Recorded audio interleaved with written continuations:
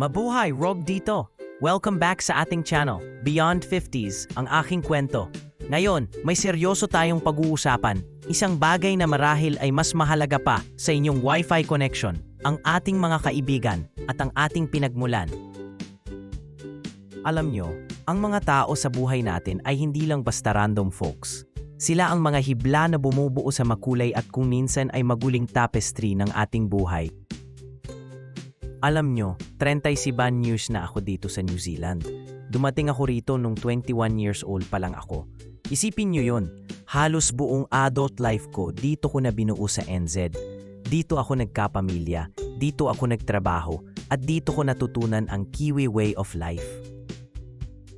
Mas matagal na akong naninirahan dito kaysa sa pananatili ko sa Pilipinas. Malaking bahagi ng pag-adapt ko rito ay nung pumasok ako sa police force.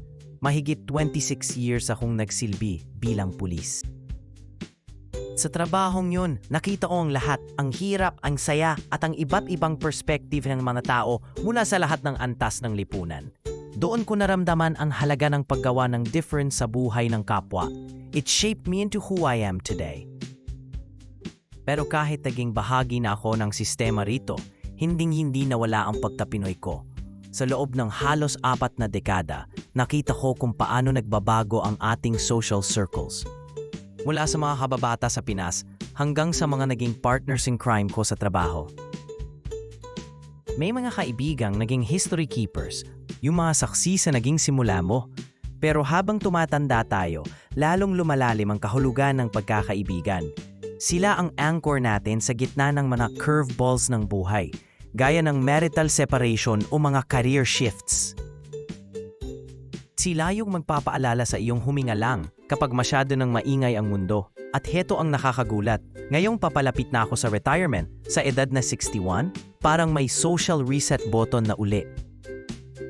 Naalala ko ang sinulat ni T.S. Eliot, "The end of all our exploring will be to arrive where we started and know the place for the first time." After 37 years of adventures, searching, and serving here in New Zealand, ang Pilipinas pa rin ang may pinakamalakas na pool sa puso ko.